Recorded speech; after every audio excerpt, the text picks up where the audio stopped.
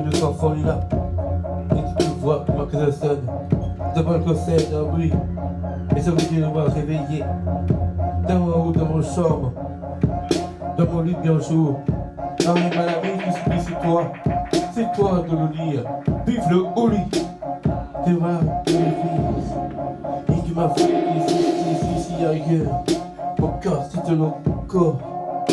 Mais si tu fais le roi silence, c'est peine mon osisme, mon doigt dans la ténèbre. Et là, ici, c'est le mien. Le projet est assez spécifique puisque je l'ai vraiment démarré dans un cadre institutionnel. Vraiment, on a une grosse institution ici autour de nous qui s'appelle les Hautes-Ardennes et qui nous soutient et qui apporte vraiment tout l'encadrement pédagogique. Et au sein de cette institution, j'essaie vraiment de développer un projet artistique en défendant l'idée déjà que les animateurs des ateliers soient eux-mêmes des artistes et pas des éducateurs. Donc déjà, le contexte ici fait qu'on est fort isolé de toute structure culturelle. Les personnes ici n'ont pas la possibilité de rencontrer d'autres artistes, de partager des expériences. Et puis, il y a une dizaine d'années, on a vraiment développé une politique d'accueil d'artistes contemporains en résidence. C'était vraiment de l'idée de faire venir les gens ici et de proposer à des artistes contemporains de venir travailler avec eux et surtout pas sur le mode d'un professeur qui viendrait apprendre à quelqu'un d'inférieur. C'est vraiment un partage de compétences. C'est le pas ma père, ma mère, mon frère et soeur, ma vie,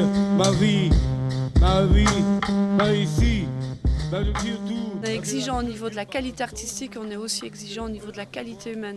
Parce que travailler avec des artistes qui ont un handicap mental, c'est pas anodin du tout. D'une manière générale du domaine éducatif, on est encore un projet qui est assez extraterrestre finalement, parce que l'approche est quand même pas du tout une approche commune du handicap. Et c'est vrai qu'en plus, on a pris le parti pris de sortir complètement de la compassion, de la charité. Ils n'ont pas besoin de ça.